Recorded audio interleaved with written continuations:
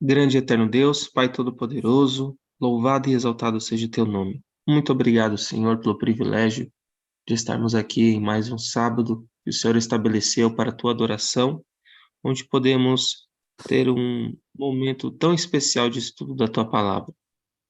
Por favor, Senhor, venha nesse momento se fazer presente na nossa vida, no nosso coração, nos dá a iluminação que só o teu Espírito pode dar. Precisamos tanto dessa luz que o Senhor tem para nos guiar nesses últimos dias. Caso contrário, nós estaremos perdidos em meio ao escuro, Pai.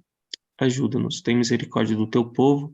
Em nome de Jesus nós oramos. Amém. Jabes, a voz é sua, mas a mensagem é do Senhor. Seja bem-vindo mais uma vez. Amém. Deus seja louvado. Agradeço aí a recepção de sempre, né? Sempre um prazer estar nessa sala. Mais uma vez, um bom dia a todos, um feliz sábado. E vamos dar, então, continuidade ao nosso estudo.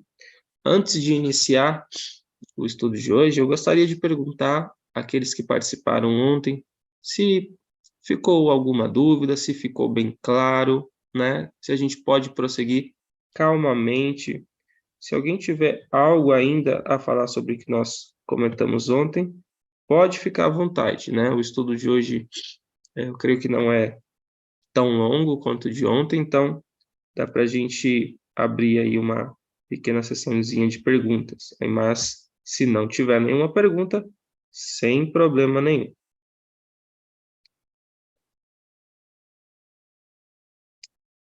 Dou-lhe uma,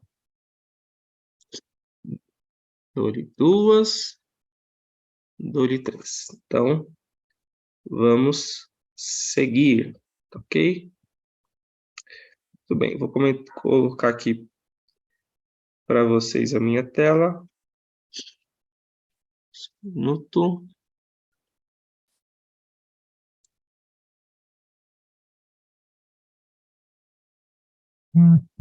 Bom, revisando então, nós vimos ontem, né, muitas evidências de quem são os 24 anciãos.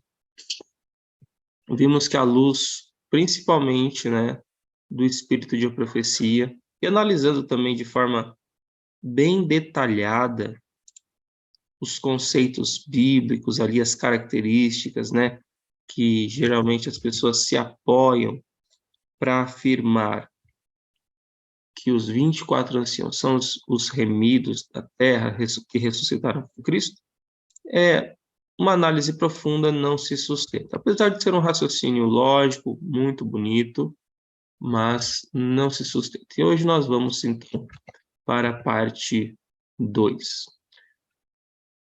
Bem, uma coisa que eu gostaria que vocês reparassem em uma pergunta que nós vamos responder mais à frente, é que vocês viram, né, que Satanás estava ali entre os filhos de Deus no concílio celestial. Porém, quando Jesus ascende ao céu, ele não está lá, né? Existe um motivo por que Satanás não está presente. E é isso que eu quero demonstrar no estudo de hoje. A gente sabe, como muito bem já foi pautado e mostrado, que Satanás roubou de Adão o domínio. Por isso que ele disse lá em Lucas 4, que ele daria a Jesus os reinos desse mundo, porque lhe foram entregues. Então ele teria, normalmente, o direito a dar calmamente, tranquilamente, este mundo ali a Jesus, né? Então ele tentou Jesus de uma forma, digamos assim, fácil, mais fácil. Olha, Jesus, você não precisa passar pela cruz. Tem um caminho mais fácil, me adore e eu te darei o mundo, a humanidade. Você será meu vice-regente, já que você gosta tanto assim desses seres humanos, fique para você, né? Basta se ajoelhar e me adorar. Então, Satanás foi entre os filhos de Deus por esse motivo. Ele usurpou ali o território de Adão. Por isso que Jesus se referiu, né, a Satanás como governante desse mundo. E aí vem algo importante de tudo que a gente ali analisou, e que talvez vocês não se perguntaram, mas eu me perguntei, outras pessoas também se perguntaram, e é por isso que esse estudo chegou aonde chegou. Se os filhos de Deus ali, que estão no concílio celestial, eram representantes de outros mundos, ou seja, Deus colocou anjos para representarem os habitantes de outros mundos, aqueles planetas. Por que Adão foi escolhido para ser o representante do nosso planeta e não um anjo? Percebeu a questão? Por que Deus colocou Adão originalmente no trono para representar o nosso planeta diante do Conselho Celestial, e por que não foi colocado um dos anjos mais elevados, como ocorreu nos outros mundos do universo? Então, talvez um tema que nem passou pela cabeça de vocês que estudaríamos hoje aqui sobre o Apocalipse é o plano de Deus para a raça humana. A gente vai perceber que o plano de Deus era diferente, era um plano diferente que ele tinha para os outros mundos que já haviam sido criados. Enquanto nos outros mundos tinha um anjo forte que representava o diante ali do Conselho Celestial, então Deus colocou Adão. A irmã White ela vai explicar muito bem para que os seres humanos foram criados e que eles estavam em uma categoria diferente com um propósito especial. O irmão Lucas, pode participar comigo, irmão? Pode ler, por gentileza, o texto aí na tela? Vamos lá. Todo o céu interessou-se profundamente e alegremente na criação do mundo e do homem. Os seres humanos constituíam uma nova e distinta classe. Foram feitos à imagem de Deus, e era o propósito de Deus que povoassem a terra. Haveriam de viver em íntima comunhão com o céu, recebendo o poder da fonte do Todo-Poderoso. Sustentados por Deus, haveriam de viver vidas livres de pecado. Viram aí? Então, os seres humanos eram uma nova raça distinta, nova, diferente. A gente percebe lá em Salmos 8, a gente já leu esse texto, que Adão e Eva foram criados um pouco menor do que os anjos. Então, eles seriam colocados à prova, e se seus descendentes, então, se eles passassem pela prova, seus descendentes iriam preencher as vagas que foram deixadas no céu por Lúcifer e seus anjos. Então, a gente vai considerar a evidência disso, né? E Ellen White, né, afirma com absoluta clareza sobre esse assunto. Pode ler, irmão, por gentileza.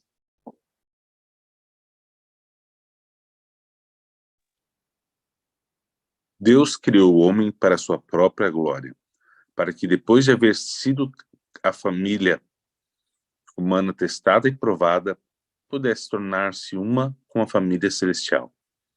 Era propósito de Deus admitir no céu a família humana, se mostrassem obedientes a cada uma de suas palavras. Adão devia ser provado, para ver se seria obediente, como os anjos leais ou desobediente. Então, muito claro aqui, tem outros textos que ela continua confirmando isso. Eu vou seguir esses textos aqui em sequência, só para a gente ver que isso realmente é algo muito evidente. Pode ler, irmão. O pai consultou seu filho com respeito à imediata execução de seu propósito de fazer o homem para habitar a terra. Colocaria o homem à prova a fim de testar sua lealdade antes que ele pudesse ser posto eternamente fora de perigo.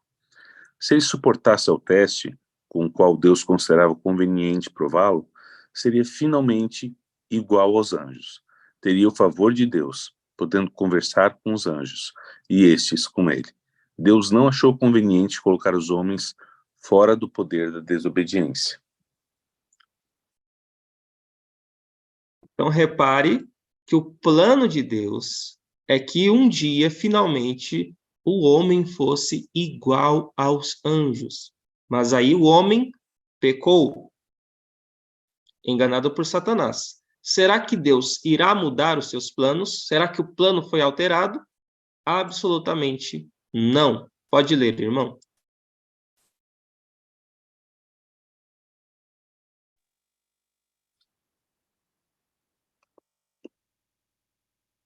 Não está aparecendo. Agora sim. Satanás tem um acurado conhecimento dos pecados que tem levado o povo de Deus a cometer e lança contra eles as suas acusações, declarando-os por seus pecados perderam o direito à proteção divina, afirmando que têm o direito de destruí-los. Pronuncia-os como tão indignos quanto ele mesmo de exclusão do favor de Deus. São estes, ele diz, o povo que deve tomar o meu lugar no céu, e o lugar dos anjos que se uniram a mim? Eles professam obedecer à lei de Deus, mas têm guardado seus preceitos?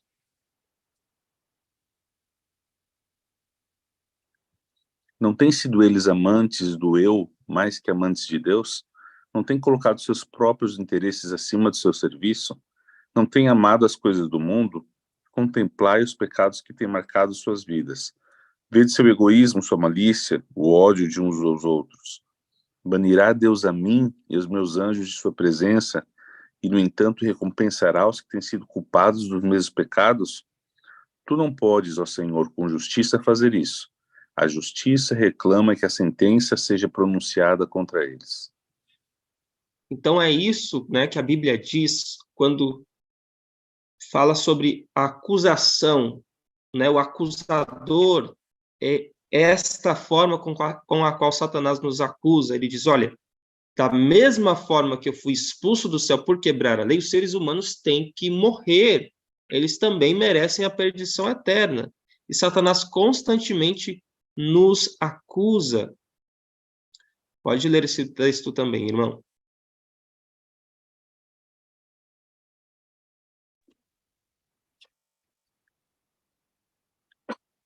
Os que andam com Cristo, como Cristo andou, e que são pacientes, gentis, bondosos, mansos e humildes de coração, os que tomam o jugo de Cristo e levam suas cargas, os que têm paixão pelas pessoas como ele teve, esses entrarão no gozo do seu Senhor. Verão com Cristo o fruto do penoso trabalho de sua alma e ficarão satisfeitos. O céu triunfará, pois a lacuna deixada no céu pela queda de Satanás e seus anjos será preenchida pelos redimidos do Senhor. Olha que coisa linda. Então, estas vagas que foram deixadas no céu serão preenchidas pelos redimidos do Senhor.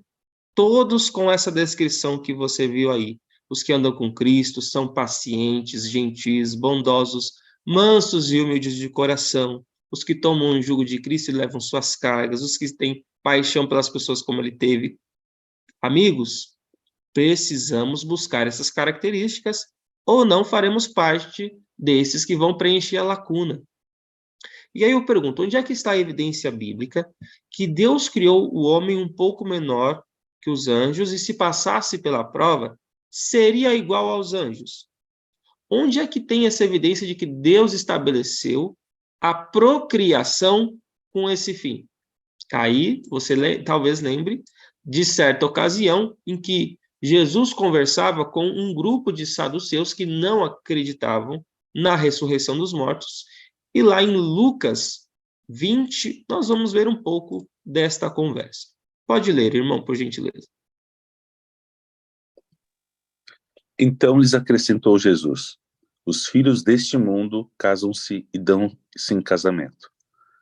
Mas os que são havidos por dignos de alcançar a era vindoura e a ressurreição dentre os mortos não casam, nem se dão em casamento, pois não podem mais morrer, porque são iguais aos anjos e são filhos de Deus, sendo filhos da ressurreição.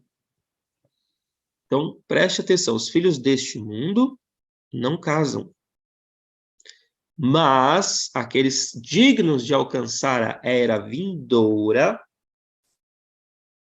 a vida por vir, não se dão em casamento. pois não podem morrer, são imortais, eternos, porque são iguais aos anjos e são filhos de Deus. Este versículo, através destes versículos, podemos ter 4 conclusões muito firmes e bem estabelecidas. O matrimônio é algo que Deus estabeleceu para este século com um propósito especial. Não haverá mais matrimônio na era vindoura, porque o propósito do matrimônio foi cumprido. Na era por vir, no mundo que virá, os redimidos serão iguais aos anjos e os redimidos serão chamados de filhos de Deus, assim como são os anjos. A irmã White está em total harmonia quando ela dá o seguinte testemunho, comentando a respeito do texto que nós lemos. Leia, por gentileza, irmão Lucas. Homens há hoje que expressam a crença de que haverá casamentos e nascidos na nova terra. Os que creem nas escrituras, porém, não podem admitir tais doutrinas. A doutrina de que nascerão filhos na nova terra não constitui parte da firme palavra da profecia. As palavras de Cristo são demasiadas claras para serem mal compreendidas. Elas esclarecem de uma vez por todas a questão dos casamentos e nascidos na nova terra. Nenhum dos que forem despertados da morte, nem dos que forem transladados sem ver a morte, casará ou será dado em casamento. Eles serão como os anjos de Deus, membros da família real. O texto é muito claro, né? Infelizmente, eu ainda vejo irmãos que, ou por desconhecerem o texto, ou, às vezes, até conhecendo o texto, tentam relativizar essa informação. Porque é difícil demais aceitar para eles que não poderão viver esta realidade na nova terra. Não conseguem compreender que o Deus que morreu por nós, que ofereceu seu filho, ele tem algo muito melhor, muito superior à questão do matrimônio, da procriação e de filhos.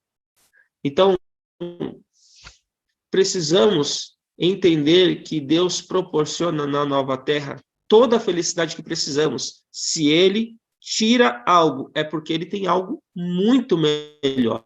Então, não nos iludamos, não precisamos ficar aflitos se não vamos casar, se um jovem, né, está com medo de não experimentar a sexualidade aqui na terra, porque lá no céu não vai ter casamento, ele não precisa se preocupar com isso. A esperança dele é de que o Senhor tem algo muito, infinitamente melhor do que ele pensa.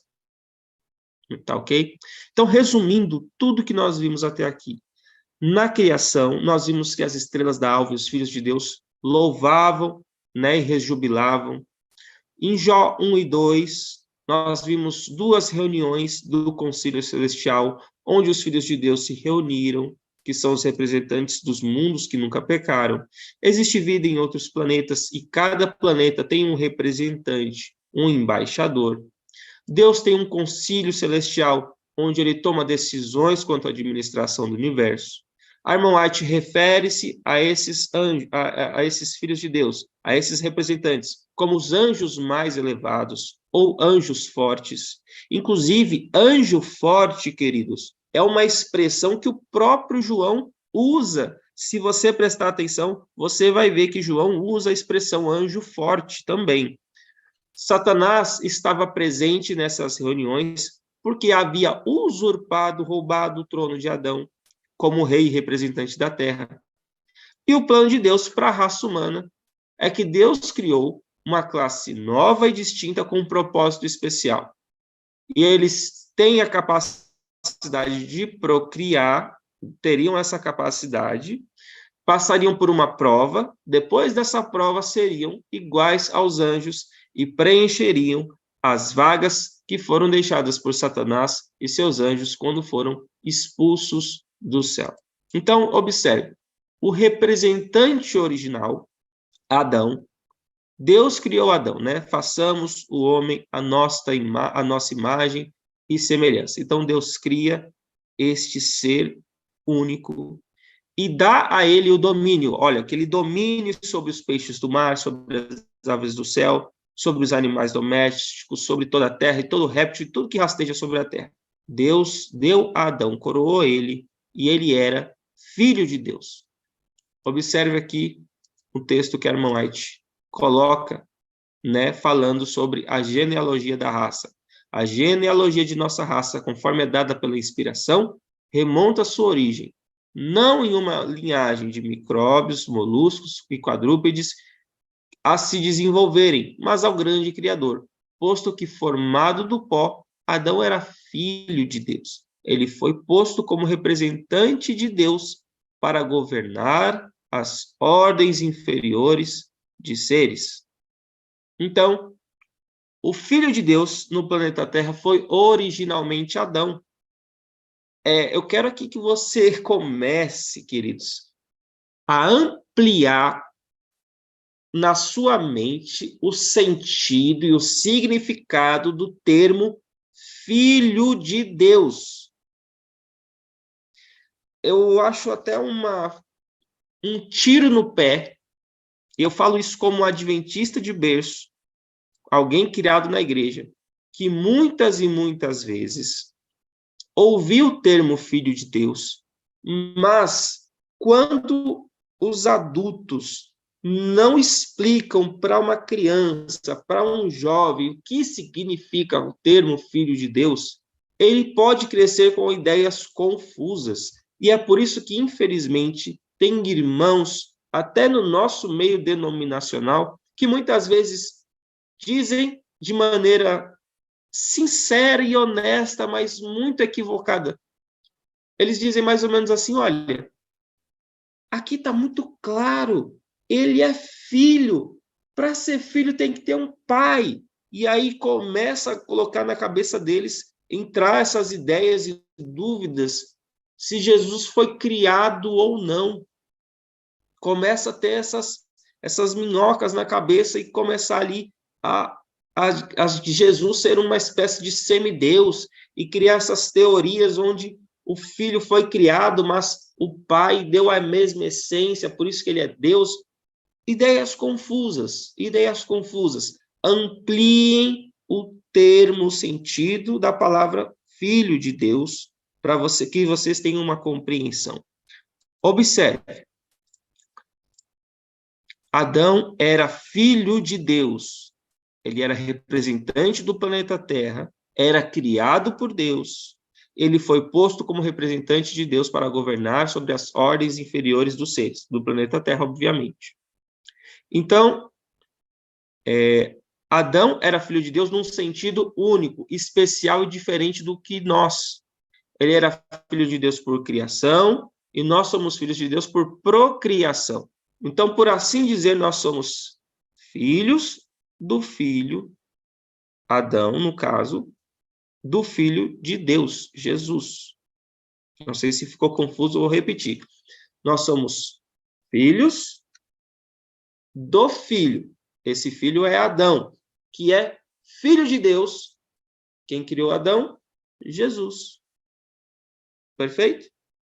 Adão foi coroado rei na criação, como nós já vimos em Salmos 8, né? Não vou ler esse texto, é um texto bem longo, mas vocês conhecem. Então, quando a Bíblia emprega a expressão besta do campo, aves do céu, peixes do mar, se refere ao planeta inteiro, céu, terra e mar. Então, o salmista está dizendo que o planeta inteiro estava sob o domínio de Adão. Olha o que a irmã White vai dizer e vai ampliar esse conceito. Adão foi coroado rei no Éden. A ele foi-lhe dado domínio sobre toda coisa viva que Deus havia criado. O Senhor abençoou Adão e Eva com uma inteligência que não havia dado a nenhuma outra criatura. Deus colocou a Adão como legítimo soberano sobre todas as obras de sua mão. E aí a gente começa a analisar as características de Adão e ver como ela bate com a mesma descrição dos filhos de Deus que estão em Apocalipse, só que com outro nome, anciãos. As roupas de Adão e Eva, quais eram? A gente já leu sobre esse texto. Gênesis 2:25 explica que Adão e Eva estavam nus e não tinham vergonha. Eles não tinham vergonha porque estavam cobertos com um manto de luz e glória. Esse casal que não tinha pecados não fazia uso de vestes artificiais, porque não precisava. Estavam revestidos de uma cobertura de luz e glória, tal como a usam os anjos, enquanto viveram em obediência a Deus. Esta veste de luz continuou a envolvê-los. O próprio Deus está coberto com um manto glorioso de luz, e o homem foi criado para refletir esta glória. Olha só, aqui você observa, em Salmos 104, se quiser anotar esse texto, diz que bendize a minha alma ao Senhor. Senhor, Deus meu, como tu és magnificente, sobrevestido de glória e majestade, coberto de luz como de um manto. Tu estendestes o céu como uma cortina. Então, o próprio Deus, ele se veste, ele habita em luz inacessível. Aí, lá em Daniel 7, a gente vê que o ancião de dias, ele tinha vestes brancas como a neve. Apocalipse 12, a igreja vitoriosa é descrita como uma mulher vestida de sol. O que é o sol? É uma luz. Então, Adão era o pai e o representante da terra. O sábado foi confiado a Adão, pai e representante de toda a família humana. Então, embora Adão, se você for prestar atenção, Eva pecou antes de Adão.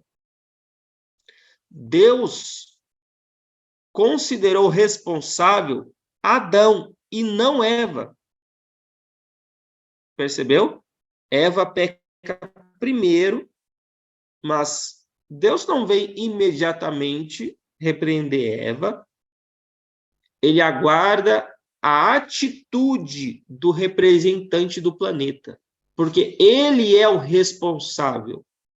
Então, Jesus veio redimir o que Adão perdeu, e, portanto, Jesus é o último Adão, não a segunda Eva.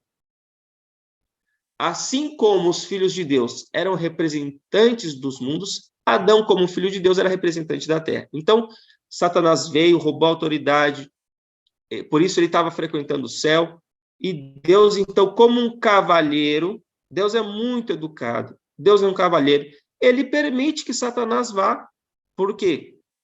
Porque Deus, ele não procura soluções imediatistas, Deus procura soluções. Deus é sábio e traz soluções duradouras, mesmo que elas levem mais tempo, soluções que sejam o melhor para o universo.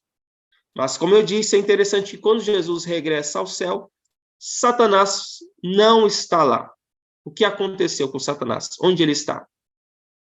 Como nós já vimos, Jesus ascende ao céu, tem um grande concílio celestial aguardando ele, aclamações de louvor. E aí, nesta ocasião, Satanás, então, ele já não está mais presente, porque, como diz lá em Apocalipse, e o próprio Jesus predisse em João 12, que seria expulso o príncipe deste mundo. Veja, João 12, 31 a 33. Agora é o juízo deste mundo. Agora será expulso o príncipe deste mundo. E eu, quando for levantado da terra, todos atrairei a mim. E dizia isso significando de que a morte havia de morrer.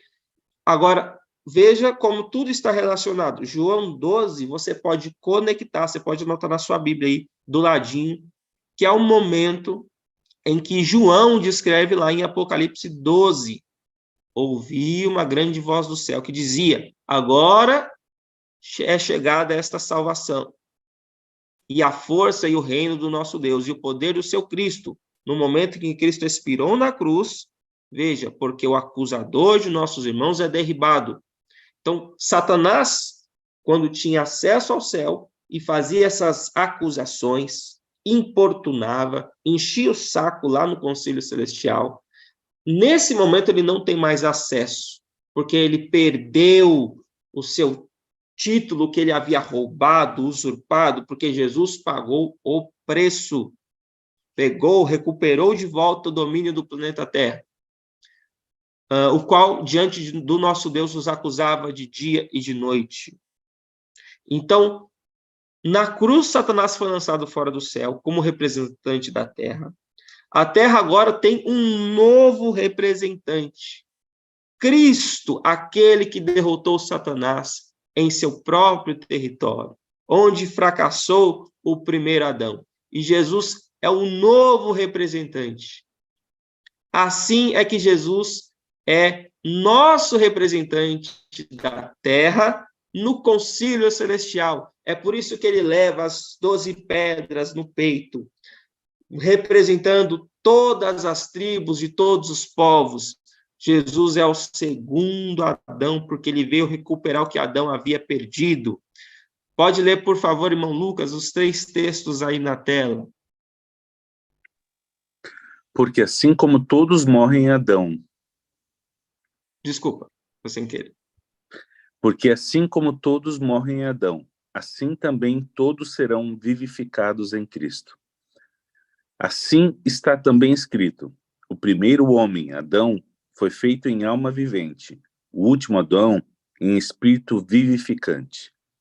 Pois assim como por uma só ofensa veio o juízo sobre todos os homens para condenação, assim também por um só ato de justiça veio a graça sobre todos os homens para justificação de vida.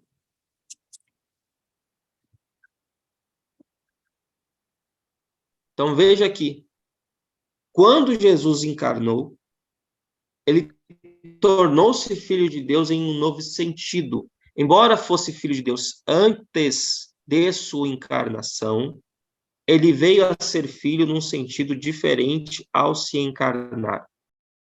Lá em Hebreus 10:5, Deus lhe preparou um corpo, e como homem, ele era descendente de Adão. Veja, Lucas 1:35. E respondendo o anjo, disse-lhe: descerá sobre ti o Espírito Santo, e a virtude do Altíssimo te cobrirá com a sua sombra, pelo que também o santo que de ti há de nascer será chamado Filho de Deus. Em sua encarnação, obteve nova intuição do título de Filho de Deus. Disse o anjo a Maria: a virtude do Altíssimo te cobrirá com sua sombra, pelo que também o santo que de ti há de nascer será chamado Filho de Deus. Aí ela comenta e diz: ao mesmo tempo que era filho de um ser humano, tornou-se o Filho de Deus num novo sentido. Assim se achou ele em nosso mundo, o Filho de Deus, mas ligado pelo nascimento à raça humana. Cristo veio em forma humana para mostrar aos habitantes dos mundos não caídos e do mundo caído que amplas providências foram tomadas para habilitar os seres humanos, eu e você, a viverem em lealdade com o seu Criador. E hoje Jesus é o Rei do reino da graça. Hebreus 4:16. Cheguemos, pois, com confiança ao trono da graça, para que possamos alcançar misericórdia e achar graça, a fim de sermos ajudados em tempo oportuno. A irmã White comenta dizendo: conforme é usada na Bíblia a expressão reino de Deus, designa tanto o reino da graça como da glória. O primeiro, reino da graça, é apresentado por Paulo na Epístola aos Hebreus, depois de apontar para Cristo, o compassivo intercessor que pode compadecer-se de nossas fraquezas, Diz o apóstolo: cheguemos, pois, com confiança ao trono da graça, para que possamos alcançar misericórdia e achar graça. O trono da graça representa o reino da graça, pois a existência de um trono implica a existência de um reino. Então, em seu contexto original, os versículos de Salmos 8, que se refere ao primeiro Adão. Então, o que Paulo faz? Paulo pega Salmos 8, mas em Hebreus 2, 5 a 9, Paulo vai aplicar a Cristo, porque Cristo tomou o lugar do primeiro Adão. Observe. Porque não foi aos anjos que sujeitou o mundo futuro de que falamos, mas em certo lugar testificou alguém dizendo que ao homem, para que dele te lembres, ou o filho do homem, para que o visites, tu o fizeste um pouco menor do que os anjos, de glória e de honra o coroaste, e o constituíste sobre as obras de tuas mãos. Todas as coisas lhe sujeitaste debaixo dos pés. Ora, visto que lhe sujeitou todas as coisas, nada deixou que lhe não estava sujeito. Mas agora, ainda não vemos que todas as coisas lhe estejam sujeitas. Vemos, porém, coroado de glória e de honra aquele Jesus que fora feito um pouco menor do que os anjos, por causa da paixão da morte, para que, pela graça de Deus, provasse a morte por todos. Então, o reino, o domínio agora está nas mãos de Cristo. E aí Paulo diz, porém, ainda não vemos que todas as coisas lhe estejam sujeitas. A gente ainda vê o pecado, a morte. Cristo está no trono da graça e um dia assumirá o trono da glória, quando, enfim, ele irá pôr um fim neste mundo de pecado. Então, Jesus é o representante da terra. Observe como esses textos são significantes. Pode ler, por gentileza, irmão Lucas? A raça humana não possui a justiça de caráter que possuía quando Adão foi criado. Embora seja correto que a negligência em guardar os mandamentos de Deus é pecado e que o pagamento pelo pecado seja a morte, ninguém pode dizer que o homem possa ter vida eterna, exceto pela obediência e justiça de Jesus Cristo, que é o representante e cabeça de toda a humanidade. Pode ler o próximo? Como representante da raça caída, Cristo passou pelo mesmo caminho onde Adão tropeçou e caiu. Por sua vida de perfeita obediência à lei de Deus, Cristo redimiu ao homem do castigo que viria como consequência da queda de Adão. Próximo. Cristo devia sofrer em nosso favor e se colocar como cabeça da humanidade e representante da raça humana. Por meio da provisão feita, devia formar o caráter que deve formar cada um de seus seguidores. Seu sacrifício infinito, sua vida e sua morte sobre a terra. Próximo. Jesus humilhou-se a si mesmo, revestindo a sua divindade com a humanidade a fim de que pudesse ocupar seu lugar como cabeça e representante da raça humana. E por preceito e exemplo, condenou o pecado na carne e demonstrou que as acusações de Satanás eram falsas. Perfeito, muito obrigado. Queridos, ampliou a mente. Olha como o plano da redenção ele tem tantos detalhes. Assim a gente começa a entender melhor as engrenagens se encaixando, como tudo é perfeito. Era preciso que um ser humano vivesse uma vida perfeita, representasse a humanidade, e não só representasse a humanidade, mas trouxesse a capacidade para que eu e você, olha só, novamente, aqui no outro texto, Cristo devia sofrer em nosso favor, se colocar como cabeça da humanidade e representante da raça humana. Por meio da provisão feita, ele devia formar o caráter que deve formar cada um de seus seguidores. Seu sacrifício infinito, sua vida e morte sobre a terra.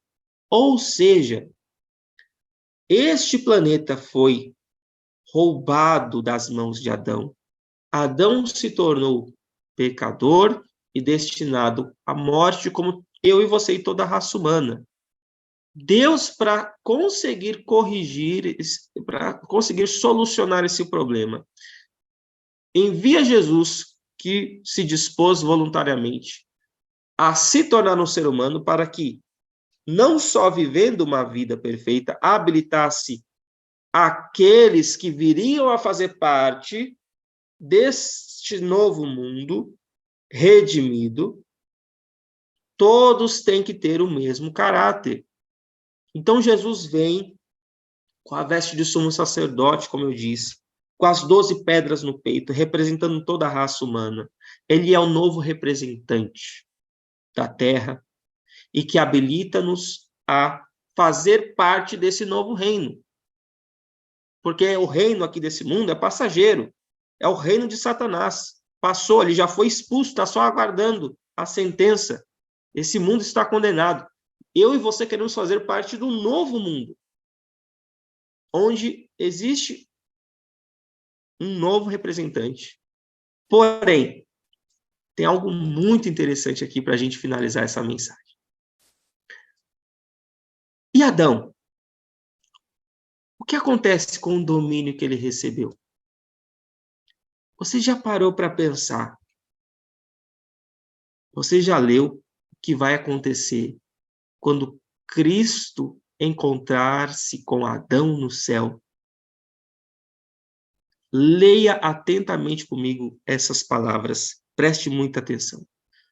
Ao serem os resgatados, recebidos na cidade de Deus, ecoa nos ares um exultante clamor de adoração. Os dois Adões estão prestes a encontrar-se. Queridos, que momento. Que eu e você não percamos isso por nada. Aí você vai lembrar do nosso estudo. Você vai lembrar de tudo que a gente estudou aqui. E você vai olhar de um lado, Adão. Você vai olhar do outro, Cristo. Porque Cristo tem um corpo físico humano como eu e você. O Filho de Deus se acha em pé, com os braços estendidos, para receber o Pai de nossa raça. O ser que ele criou e que pecou contra o seu Criador. E por cujo pecado os sinais da crucifixão aparecem no corpo do Salvador. Adão agora está dormindo, aguardando o dia da ressurreição. Ao divisar Adão os sinais dos cruéis cravos, pensa, Adão olha para Jesus e vê as marcas nas mãos. Ele, então, não cai ao peito de seu Senhor, mas lança-se em humilhação a seus pés, exclamando, digno, digno é o cordeiro que foi morto. Adão se joga no chão, queridos. Com ternura o Salvador o levanta. Convida-o a contemplar de novo o lar edênico do qual havia tanto fora exilado. E o que Jesus fará então, queridos? Levantando Adão, abraçando ele, Adão chorando como uma criança. Depois de sua expulsão do Éden, a vida de Adão na terra foi cheia de tristeza. Cada folha a murchar, cada vítima do sacrifício, cada mancha na bela face da natureza, cada mácula na pureza do homem, era uma nova lembrança de seu pecado. Terrível foi a aflição do remorso ao contemplar a iniquidade que abundava e, em resposta às suas advertências, deparar com a exprobração que lhe faziam como causa do pecado. Cada coisa, queridos, cada cada defeito nesse mundo trazia para Adão as lembranças do que ele escolheu aquele dia. Era profundo demais, era uma tristeza profunda para Adão, cada vez que ele via uma flor, um chá, cada vez que ele via os defeitos dos seus próprios filhos, o mal, a consequência que trouxe às suas escolhas. Deveria ser um mesmo sentimento que eu e você deveríamos ter quando nós pecamos, sentimento de tristeza. Então o texto continua dizendo que com paciente humildade Adão suportou durante quase 1000 anos a pena da transgressão. Sinceramente, se arrependeu de seu pecado, confiando nos méritos do Salvador prometido, e morreu na esperança de uma ressurreição. O Filho de Deus, Jesus Cristo, o Cordeiro, redimiu a falta e a queda do homem. E agora, pela obra da expiação, Adão é reintegrado em seu primeiro domínio. O domínio é devolvido a Adão. Adão volta a ser representante da raça humana. À luz disso, à luz de tudo que nós vimos aqui, tudo faz sentido no plano da redenção. Aí está a importância de entendermos a obra da expiação. Aí está a importância de compreendermos o que Jesus está pegando da mão do Pai em Apocalipse 4 e 5. Esse título de propriedade que é descrito lá em Levítico, quando diz que se alguém se vendesse como escravo, não tivesse como se resgatar, que um parente próximo faria isso, compraria de volta e entregaria de volta ao seu dono original. O plano de Deus era esse, que Adão fosse o representante do planeta Terra, que seus descendentes preenchessem as vagas de Satanás e seus anjos no céu. Satanás procurou frustrar esse plano e procura até hoje, quando ele tenta a mim e a você, quando ele procura nos tirar do reino de Deus. Mas Deus é poderoso e trouxe toda uma provisão para que eu e você pudéssemos ser vencedores. E nós estaremos lá nesse dia, pela graça de Deus, vendo Adão ser reintegrado em seu primeiro domínio, recebendo das mãos do próprio Cristo a coroa que o caracteriza, o rei da raça humana. E as marcas de Jesus estarão para sempre ali em suas mãos, para nos lembrar qual foi o preço pago para resgatar toda a raça humana. Esta é a beleza do Evangelho. Que isso venha comover o nosso coração, nos motivar para que um dia estejamos lá. Deus nos abençoe. Amém.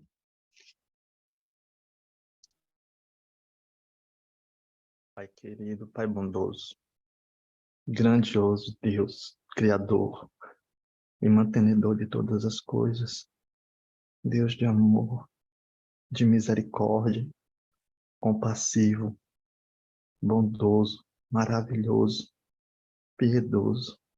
Ó Senhor, quão sublime mensagem, Pai.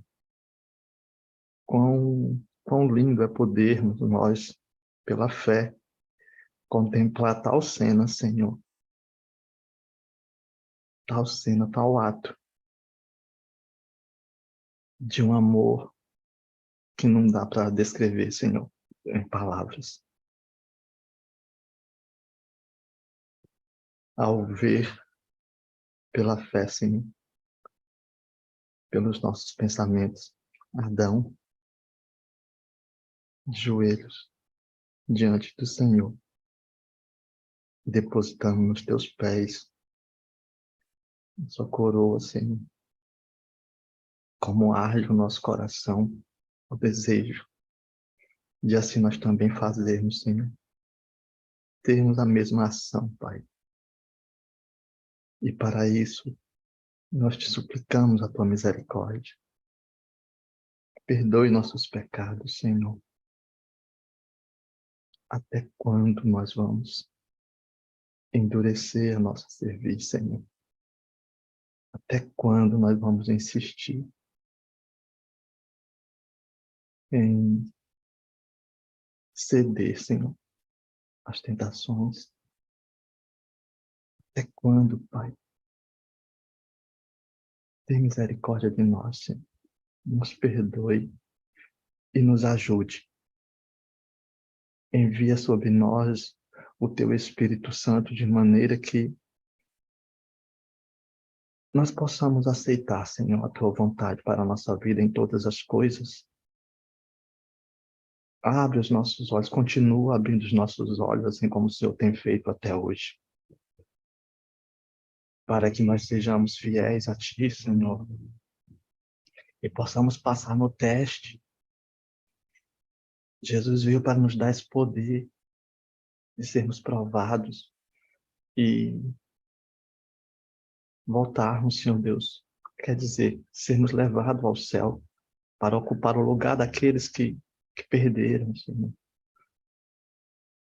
Por misericórdia, nos ajude. Compadeça do teu povo que está dormindo.